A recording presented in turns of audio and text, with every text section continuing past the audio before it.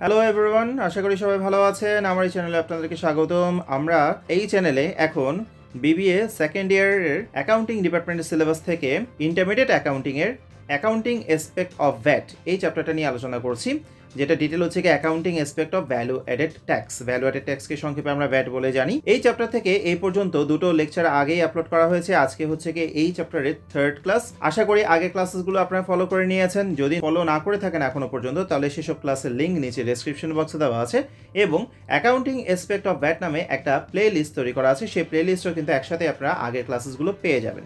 সেই প্লে লিস্টের লিঙ্কও নিচে ডেসক্রিপশন বক্সে দেওয়া আছে এবং আই আইকনে দেওয়া আছে এবং এন্ড স্ক্রিনে দেওয়া আছে। যে কোনো জায়গা থেকে আপনার প্লে লিস্টটা ফলো করতে পারবেন এবং এই চ্যাপ্টারের সাথে রিলেটেড সবগুলো ক্লাস একসাথে ওই প্লে লিস্টে পেয়ে যাবেন। আমরা গত দুইটা ক্লাসে এই চ্যাপ্টার থেকে খুব গুরুত্বপূর্ণ কিছু অঙ্ক নিয়ে আলোচনা করেছি, যে অঙ্কগুলো করলে কিন্তু আপনারা প্রিভিয়াসের অনেকগুলো অঙ্কের সমাধান নিজেরাই করে নিতে পারবেন। আমরা গত ক্লাসে কিন্তু দুটো প্রিভিয়াসের কোশ্চেনের সমাধান এখানেই করে নিয়েছি, 2014 সালে এবং 2018 সালে প্রশ্ন সমাধান করে নিয়েছি এবং গত দুটো লেকচারের উপর ভিত্তি করে কিন্তু আপনারা বই থেকে আরও অনেক প্রিভিয়াসের কোশ্চেন সমাধান করতে পারবেন এবং বইয়ের আরও অনেক অঙ্ক নিজেরাও প্র্যাকটিস করে নিতে পারবেন। আমাদের গত দুটো লেকচার ছিল কি উৎপাদনকারী প্রতিষ্ঠানের পক্ষ থেকে কীভাবে আমরা ভ্যাট ক্যালকুলেট করব তা নিয়ে, এবং তার জন্য আমরা একটা উৎপাদনকারী প্রতিষ্ঠানের স্টেটমেন্ট অফ কস্ট অর্থাৎ উৎপাদন ব্যয় বিবরণীর একটা স্পেসিমেন কপি নিয়ে আলোচনা করেছি এবং সেই স্পেসিমেন কপির উপরে ভিত্তি করে আমরা বিভিন্ন অঙ্কের সমাধান নিয়েও আলোচনা করেছি। আজকের ক্লাসেও আমরা দুটো প্রিভিয়াস ইয়ারের কোশ্চেনের সমাধান করব, তবে আজকের ক্লাসের অঙ্কগুলো ছোট ছোট হবে কারণ এই অঙ্কগুলো পার্ট বিতে এসেছিল। আজকে দুটো প্রিভিয়াস ইয়ারে পার্ট বি এর অঙ্কের সমাধান নিয়ে আলোচনা করব, তবে আজকের অঙ্কের থিমগুলো কিন্তু গতদিনকে যে লেকচারগুলো আপলোড করেছি সেই থিমের উপরেই ভিত্তি করে হবে। যদি আপনারা এই চ্যানেলে নতুন হয়ে থাকেন তাহলে অবশ্যই চ্যানেলটা সাবস্ক্রাইব করে রাখুন, বেল আইকনে ক্লিক করুন, কারণ আমরা এই চ্যানেলে বিবিএ এবং এমবিএ সিলেবাস থেকে বিভিন্ন গুরুত্বপূর্ণ চ্যাপ্টারের বিভিন্ন গুরুত্বপূর্ণ অঙ্ক নিয়ে আলোচনা করছি, প্রিভিয়াস ইয়ারের কোশ্চেনের সমাধান করছি। আমার এই চ্যানেলে বিবিএ সেকেন্ড ইয়ারে বিজনেস ম্যাথমেটিক্স সিলেবাস থেকে নাম্বার সিস্টেম, সেট থিওরি এবং প্রোগ্রেশন নিয়ে কমপ্লিট লেকচার রেডি করা আছে। সেই সব চ্যাপ্টারের প্লে লিস্টের লিঙ্ক নিচে ডিসক্রিপশন বক্সে দেওয়া আছে, আই আইকনে দেওয়া আছে এবং এন্ড স্ক্রিনে দেওয়া আছে। সেই সব প্লে লিস্টে গেলে আপনার নির্দিষ্ট চ্যাপ্টারের প্লে লিস্টে গেলে নির্দিষ্ট চ্যাপ্টারের সাথে রিলেটেড সবগুলো ক্লাসই কিন্তু একসাথে একই জায়গায় পেয়ে যাবেন। আপনাদেরকে কষ্ট করে সার্চ করে ক্লাসেসগুলো খুঁজে বের করতে হবে না। আগেই বলেছি আজকেও আমরা দুটো প্রিভিয়াস ইয়ারের কোশ্চেনের সমাধান করব, যে অঙ্কগুলো পার্ট বিতে এসেছিল। তো তার মধ্যে প্রথম অঙ্কটার সমাধান নিয়ে আমরা আলোচনা করছি। আমি প্রশ্ন পড়ছি, mister Palash has purchased goods from 4,60,000, additional expense incurred of টাকা 40,000 and profit of টাকা 50,000, thereafter sold out the same. Mister Palash 4,60,000 টাকা মূল্যের পণ্য ক্রয় করেছিলেন এবং তার সাথে অতিরিক্ত খরচ করেছিলেন তিনি 40,000 টাকা এবং লাভ হিসাব করেছিলেন 50,000 টাকা। এরপর পণ্যগুলোকে বিক্রি করে দিয়েছিলেন। The rate of VAT on purchase and sales is 15%। ক্রয় এবং বিক্রয়ের উপরে ধার্যকৃত ভ্যাট মানে ভ্যালু অ্যাডেড ট্যাক্সের রেট হার হচ্ছে কি 15%, অর্থাৎ ক্রয়ের উপরে 15% ভ্যাট হিসাব করতে হবে এবং বিক্রয়ের উপরে 15% করে ভ্যাট হিসাব করতে হবে। Requirement, the invoice value to be charge, ওই পণ্যটার ইনভয়েস ভ্যালু মানে কি চালান মূল্য, আরেক ভাষায় বলতে পারি কি বিক্রয় মূল্য কত টাকা ধার্য করতে হবে, and amount of tax payable under VAT, এবং ভ্যালু অ্যাডেড ট্যাক্সের আন্ডারে অথবা মূল্য সংযোজন করের আন্ডারে কত টাকা ট্যাক্স সরকারকে পে করতে হবে বা ভবিষ্যতে পরিশোধ করতে হবে বা প্রদেয় ট্যাক্স কত তা নির্ণয় করতে হবে। সহজ কত হচ্ছে কি ভ্যাট পেয়েবল কত তা আমাদেরকে ক্যালকুলেট করতে হবে। এই অঙ্কটি ন্যাশনাল ইউনিভার্সিটি বিবিএ 2017-এর পার্ট বিতে এসেছিল। আমরা আজকে সেটা সমাধান নিয়ে আলোচনা করছি। আমরা প্রশ্নটা বুঝে নিয়েছি, আরও একটু সংক্ষেপে প্রশ্নটা নিয়ে আলোচনা করছি। মিস্টার পলাশ 4,60,000 টাকা মূল্যের পণ্য ক্রয় করেছিলেন, তার সাথে অতিরিক্ত 40,000 টাকা ব্যয় করেছিলেন এবং 50,000 টাকা মুনাফা নির্ধারণ করেছেন। এরপরে পণ্যগুলিকে বিক্রি করে দিয়েছেন। যদি ক্রয় এবং বিক্রয়ের উপরে 15% করে ভ্যাট ধার্য করা হয়, তাহলে আমাদের রিকোয়ারমেন্ট হচ্ছে কি ওই পণ্যের বিক্রয় মূল্য বা ইনভয়েস ভ্যালু অথবা চালান মূল্য কত এবং কত টাকা ভ্যাট সরকারকে পরিশোধ করতে হবে। তা আমরা একটা চার্টের থেকে কিন্তু ইনভয়েস ভ্যালু এবং ভ্যাট পেয়েবল দুটো বিষয়কে বের করে নিব। তাহলে আমরা সলিউশনটাতে চলে যাচ্ছি, একটা চার্ট করে সলিউশনটা করব আমরা। Calculation of invoice value and amount of VAT payable. চার্টের গঠনটা দেখছি পার্টিকুলার্স এবং একটা টাকার কলাম। আমরা প্রথমে চার্টটা শুরু করব কি পণ্যের ক্রয় মূল্য দিয়ে। এখানে পণ্যের ক্রয় মূল্য দেওয়া আছে 4,60,000 টাকা, সেটা লিখে নিচ্ছি। কস্ট অফ গুডস পারচেস 4,60,000, তার সাথে আমরা অতিরিক্ত যা ব্যয় হয়েছে তা যোগ করব অ্যাড এডিশনাল এক্সপেন্সেস হচ্ছে কত টাকা, 40,000 টাকা। এখানে একটা বিষয় আছে, আমরা পরবর্তী অঙ্কটা যখন করব আজকের ক্লাসে, সেই অঙ্কের সাথে এই অঙ্কের মধ্যে কিন্তু এই বিষয়টা, এই এডিশনাল এক্সপেন্স নিয়ে কিন্তু একটা পার্থক্য আছে। তো আপনারা হয়তো বা কনফিউজ হতে পারেন, তাই আমি এখানে বিষয়টা একটু ক্লিয়ার করে রাখি। এই যে এখানে এডিশনাল এক্সপেন্সের কথা বলেছে, অতিরিক্ত খরচের কথা বলেছে, এই অতিরিক্ত খরচগুলো কী জাতীয় খরচ তা কিন্তু প্রশ্নে উল্লেখ করে দেয়নি। অর্থাৎ এগুলো কি পণ্য ক্রয়ের সাথে জড়িত সরাসরি খরচ, নাকি কোনো প্রত্যক্ষ খরচ বা পরোক্ষ খরচ, নাকি পরিচালনা খরচ, এমন কোনো কথাই কিন্তু বলে দেয়নি। এক্সপেন্সেসের মধ্যে কিন্তু আমরা ক্যাটাগরি অনুসারে অনেক রকম এক্সপেন্সকেই চিন্তা করতে পারি। যেহেতু এখানে আমাদেরকে স্পেসিফিকভাবে উল্লেখ করে দেয়নি এই খরচটা কী প্রজাতির খরচ, তাই আমরা এখানে এই খরচটাকে অবশ্যই ধরে নেব কি পরিচালনা জাতীয় খরচ, অর্থাৎ অপারেটিং এক্সপেন্সেস। আর অপারেটিং এক্সপেন্সেসগুলো কিন্তু পণ্য ক্রয়ের সাথে সরাসরি জড়িত ব্যয় নয়। এই পরিচালনা খরচ 40,000 টাকা যোগ করার পরে মোট ব্যয় পাওয়া গেছে 5 লাখ টাকা, এবং 5 লাখ টাকা মোট ব্যয় মানে টোটাল কস্টের সাথে এই প্রফিট যেটা 50,000 টাকার কথা উল্লেখ করে দিয়েছে, প্রফিট 50,000 টাকা যোগ করার পরে আমরা টোটাল ইনভয়েস ভ্যালু অথবা টোটাল সেল ভ্যালু পেয়ে গেলাম কত, 5,50,000 টাকা, যেটা আমাদের প্রথম রিকোয়ারমেন্ট ছিল। এবার 5,50,000 টাকা যেটা ইনভয়েস ভ্যালু বা সেল ভ্যালু বের হয়েছে, তার উপরে ভিত্তি করে আমাদেরকে এবার ট্যাক্স পেয়েবল কত অথবা ভ্যাট পেয়েবল কত তা ক্যালকুলেট করতে হবে।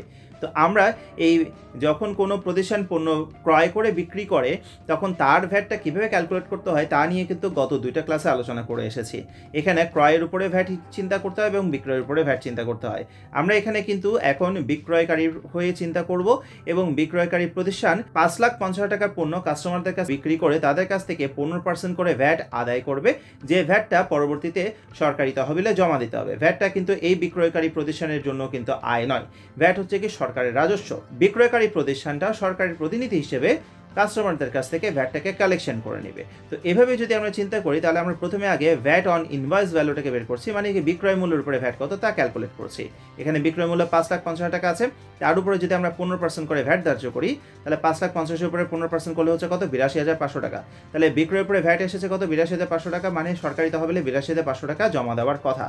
কিন্তু এই পণ্যগুলো 5,50,000 টাকা দিয়ে বিক্রি করার আগে কিন্তু 4,60,000 টাকা দিয়ে বাইরের অন্য কোনো পক্ষ থেকে কিনে আনা হয়েছিল, আর কেনার সময়তে কিন্তু 15% করে ভ্যাট দেওয়া হয়ে গেছে। আমরা যদিও এই 4,60,000 টাকার উপর যে 15% ভ্যাট, সেটা আমরা যাদের কাছেই কিনে এনেছি, অর্থাৎ যারা সাপ্লায়ার সরবরাহকারী তাদেরকে পরিশোধ করেছি, তাদের কাছ থেকে কিন্তু ভ্যাটটা পরবর্তীতে অবশ্যই সরকারের তহবিলেই জমা হবে। কারণ এই ক্রয় মূল্য এবং বিক্রয় মূল্যের উপরে ভ্যাটগুলো কিন্তু কোনো ব্যক্তিক আয় নয়, অবশ্যই সরকারি আয়। এখন সরকার প্রতিনিধি হিসেবে বিক্রয়কারীরা ভ্যাটটাকে সংগ্রহ করে নেয় এবং সরকারের কাছে জমা দেয়। তো আমরা যখন 4,60,000 টাকার পণ্য কোনো একজন সরবরাহকারীর কাছে কিনেছি, সেই সরবরাহকারী তখন বিক্রেতা ছিল এবং তারা আমাদের কাছ থেকে ভ্যাট আদায় করেছিল, এবং সেই ভ্যাটটা কিন্তু সরকারি তহবিলে জমা দেওয়া হয়েছে বা জমা দেওয়া হবে। এখন এই 5,50,000 টাকা বিক্রয় মূল্যের মধ্যে কিন্তু এই 4,60,000 টাকা মূল্যটা অন্তর্ভুক্ত আছে। এখন এই 5,50,000 টাকার উপর 15% করে ভ্যাট হিসাব হয়েছে 82,500 টাকা, কিন্তু তার মধ্যে এই 4,60,000 টাকা ক্রয় মূল্যের উপরে কিন্তু ভ্যাট সরকারকে আগেই পরিশোধ করা হয়ে গেছে। তাহলে আমরা যদি 5,50,000 টাকার উপরে পুরোপুরিভাবে 15% করে 82,500 টাকা ভ্যাট সরকারি তহবিলে জমা দিই, তাহলে কিন্তু সরকারকে বেশি পরিমাণে ভ্যাট পরিশোধ করা হয়ে যাচ্ছে। 4,60,000 টাকার উপরে ডাবল ভ্যাট হয়ে যাচ্ছে। কারণ 4,60,000 টাকার উপরে একবার আমরা ভ্যাট দিয়েছি, আবার 5,50,000 টাকার মধ্যেও কিন্তু 4,60,000 টাকা জমা আছে। 5,50,000 টাকার উপরে যদি আমরা ভ্যাট দিই, তাহলে কিন্তু সেই 4,60,000 টাকা সহ কিন্তু টোটাল ভ্যাটটা দেওয়া হচ্ছে, অর্থাৎ 4,60,000 টাকার উপর ডবল ভ্যাট দেওয়া হচ্ছে। যেহেতু 4,60,000 টাকার উপরে আমরা আগেই ভ্যাট পরিশোধ করে দিয়েছি, তাই সেই অংশটা আমরা এখান থেকে বিয়োগ করতে পারবো, যেটাকে আমরা বলি কি ইনপুট ভ্যাট। কারণ এই 4,60,000 টাকার পণ্য ক্রয় করাতে প্রতিষ্ঠানের পণ্য ইনপুট হয়েছিল এবং ইনপুটের উপরে ভ্যাটটাকে হিসাব করা হয়েছে। লেস ইনপুট ভ্যাট, অথবা আমরা লিখতে পারি কি ভ্যাট অন পারচেজ, দুটোর মধ্যে যে কোনো একটা লিখবেন। এখন ভ্যাট অন পারচেজ যখন আমরা হিসাব করছি, তখন এই 4,60,000 টাকার উপরে 15%, যেটা আমাদের প্রশ্নে দেওয়া আছে রেট, সে 15% করে ভ্যাট এসেছে 69,000 টাকা। তাহলে বিক্রয় মূল্যের উপরে যে 82,500 টাকা ভ্যাট আমরা কাস্টমারদের কাছ থেকে আদায় করেছি, তার মধ্যে কিন্তু 69,000 টাকার ভ্যাট কিন্তু সরকারি তহবিলে আগেই ক্রয়ের সময়তে পরিশোধ করা হয়ে গেছিল। তাহলে এখন অতিরিক্ত সরকারি তহবিলে ভ্যাট জমা দিতে হবে কত, 13,500 টাকা। 82,500 টাকার মধ্যে 69,000 টাকা আগেই পরিশোধ করা হয়েছিল, সেটা লেস করার পরে এখন অতিরিক্ত ভ্যাট পরিশোধ করতে হবে কত, 13,500 টাকা। তাই এটাকে আমরা লিখছি কি অ্যামাউন্ট অফ ভ্যাট পেয়েবল। তাহলে আমরা প্রথম অঙ্কের সমাধানটা পেয়ে গেলাম। এবার আমরা দ্বিতীয় অঙ্কে যাব। দ্বিতীয় অঙ্কে যাওয়ার আগে এখানে যে পয়েন্টটা ক্লিয়ার করে নেওয়া উচিত, যেটা দ্বিতীয় অঙ্কে গিয়ে হয়তো আপনারা কনফিউজ হতে পারেন, সেটা হচ্ছে দেখেন এখানে যখন আমরা ইনপুট ভ্যাটটা ক্যালকুলেট করছি, তখন কিন্তু আমরা পণ্যের ক্রয় মূল্য 4,60,000 টাকার উপরে 15% করে ভ্যাটকে হিসাব করেছি। টোটাল কস্ট যেটা 5 লাখ টাকা আছে তার উপরে কিন্তু ভ্যাট ধরিনি। টোটাল কস্ট 5 লাখ টাকার মধ্যে এডিশনাল এক্সপেন্সেস 40,000 টাকা অন্তর্ভুক্ত আছে। এই 40,000 টাকা কিন্তু আগেই আমি বলে রেখেছি, সেগুলো হচ্ছে কি অপারেটিং এক্সপেন্সেস অথবা পরিচালনা খরচ। পরিচালনা খরচ কিন্তু ভ্যাট ক্যালকুলেট করার সময়তে হিসাবভুক্ত হয় না। কিন্তু যেসব খরচ পণ্য ক্রয়ের সাথে সরাসরি জড়িত সেসব খরচগুলোকে কিন্তু যোগ করে পণ্যের মোট ক্রয় মূল্যকে বের করতে হয় এবং সেই মোট ক্রয় মূল্যের উপরে কিন্তু ভ্যাটকে ক্যালকুলেট করতে হয়। অর্থাৎ এখানে যদি আমাদের কোনো ক্যারেজ ইন থাকতো অথবা ক্রয় পরিবহন থাকতো, তাহলে পণ্যের ক্রয় মূল্যের সাথে ক্রয় পরিবহন যোগ করার পরে যে মোট মূল্য বের হবে তার উপরেই কিন্তু ভ্যাটটাকে হিসাব করা হবে। শুধুমাত্র ক্রয় মূল্যের উপরে নয়, ক্রয় মূল্যের সাথে জড়িত কোনো প্রত্যক্ষ খরচ থাকলে তাও কিন্তু যোগ হয়ে মোট ব্যয়ের উপরে কিন্তু ভ্যাট ক্যালকুলেট করতে হবে। এখানে আমাদের কস্ট অফ গুডস পারচেজ বলেছে, তার সাথে আমাদের পণ্য ক্রয়ের সাথে জড়িত কোনো ব্যয়ের কথা বলা নেই। এডিশনাল এক্সপেন্সেস যা দেওয়া আছে তাকে আমরা ধরে নিয়েছি কি এখানে অপারেটিং এক্সপেন্সেস, তাই অপারেটিং এক্সপেন্সকে কিন্তু হিসাব করা হয়নি ভ্যাট ক্যালকুলেট করার সময়তে। আমরা তাহলে পরবর্তী অঙ্কটা নিয়ে আলোচনা করছি। আমরা প্রশ্নটা পড়ছি, উজ্জ্বল লিমিটেড ইম্পোর্টেড গুডস ফর টাকা 5 লাখ in 2017 and paid টাকা 50,000 for import duty and টাকা 20,000 for transportation. The company made profit 20% on sale. Ujjwal limited 5 lakh টাকা পণ্যের মূল্য ইম্পোর্ট করেছিলেন, মানে আমদানি করেছিলেন 2017 সালে, অ্যান্ড পেইড টাকা 50,000 ফর ইম্পোর্ট ডিউটি, এবং আমদানি শুল্ক বাবদ 50,000 টাকা পরিশোধ করেছিলেন, অ্যান্ড টাকা 20,000 ফর ট্রান্সপোর্টেশন, এবং পরিবহন ব্যয় বাবদ 20,000 টাকা পরিশোধ করেছিলেন। The company made profit 20% on sale. প্রতিষ্ঠানটা বিক্রয়ের উপরে 20% মুনাফা অর্জন করে। Requirement VAT applicable amount and VAT payable. VAT applicable amount কত, মানে কত টাকার উপরে ভ্যাট ধার্য করা হবে বা কত টাকার উপরে ভ্যাট দিতে হবে। ভ্যাট পেয়েবল মানে প্রদেয় ভ্যাট কত তা ক্যালকুলেট করতে হবে। তাহলে আমরা এটা সমাধানে চলে যাচ্ছি। আমরা আবার এখানে ছক করে নিলাম। তো ছকের মধ্যে এখানেও পার্টিকুলার্স এবং একটা টাকার কলাম। আমরা প্রথমে এখানেও পণ্যর ক্রয় মূল্য দিয়ে শুরু করব। তো আমরা যে এই পণ্যগুলো 5 লাখ টাকা দিয়ে পণ্য কেনা হয়েছিল তা লিখে নিয়েছি। কস্ট অফ গুডস পারচেসড, পণ্যের ক্রয় মূল্য হচ্ছে কি 5 লক্ষ টাকা। এই 5 লক্ষ টাকার সাথে ইম্পোর্ট ডিউটি পরিশোধ করা হয়েছে 50,000 টাকা, তা যোগ করছি, অ্যাড ইম্পোর্ট ডিউটি 50,000, এবং তার সাথে আরও ট্রান্সপোর্টেশন চার্জেস মানে পরিবহন খরচ যোগ করা হয়েছে 20,000 টাকা। অ্যাড ট্রান্সপোর্টেশন চার্জেস 20,000 টাকা যোগ করার পরে টোটাল কস্ট পাওয়া গেছে 5,70,000 টাকা। আমাদের প্রশ্নে যে রিকোয়ারমেন্ট আছে ভ্যাট অ্যাপ্লিকেবল অ্যামাউন্ট এবং হচ্ছে ভ্যাট পেয়েবল। আসলে এই যে ভ্যাট অ্যাপ্লিকেবল অ্যামাউন্টের কথা বলেছে, এখানে যে টোটাল কস্ট বের হয়েছে সেই টোটাল কস্টটাই হচ্ছে কি আসলে এখানে ভ্যাট অ্যাপ্লিকেবল অ্যামাউন্ট, মানে কত টাকার উপরে ভ্যাট অ্যাপ্লাই করা হবে বা কত টাকার উপরে আমরা ভ্যাটকে হিসাব করব, বা পণ্য ক্রয় করার সময় কত টাকা ক্রয় মূল্যের উপরে সরকার ভ্যাট নেবে, এটাই বোঝানো হয়েছে। তাহলে এখানে ভ্যাট অ্যাপ্লিকেবল অ্যামাউন্ট হচ্ছে কি 5,70,000 টাকা, যেটা টোটাল কস্ট লিখেছি। টোটাল কস্টের জায়গায় আমরা ভ্যাট অ্যাপ্লিকেবল অ্যামাউন্টটা লিখে নিব। এরপরে আমরা এটার সাথে কি করব, প্রফিটকে যোগ করব। এখানে আমাদের প্রফিটের পরিমাণটা অ্যামাউন্টে না দিয়ে প্রফিট বলেছে কি সেলসের উপরে 20% হবে। আর এই টার্মটা নিয়ে আমরা গত ক্লাসগুলোতে আলোচনা করেছি। সেলসের উপরে যদি 20% প্রফিট বলা থাকে তাহলে বুঝে নিতে হবে সেলস হচ্ছে কি 100% হিসাব। প্রফিটটা যার উপরে বলবে সেই বিষয়টা কিন্তু 100%ই ধরতে হবে। অর্থাৎ প্রফিট যদি কস্টের উপরে হয় তাহলে কস্ট হবে 100%, প্রফিট যদি সেলসের উপরে হয় তাহলে সেলস হবে কি 100%। তাহলে এখানে যদি 100% সেলস হয় এবং 20% প্রফিট হয়, তাহলে সেলস থেকে প্রফিটকে মাইনাস করলে বাকি 80% হবে কি কস্ট। তার মানে কি কস্টের পার্সেন্টেজ হচ্ছে কি এখানে 80%। আর আমরা এখানে টোটাল কস্টকে বের করে নিয়েছি 5,70,000 টাকা। তার মানে 5,70,000 টাকাটা হচ্ছে কি 80% ভ্যালু।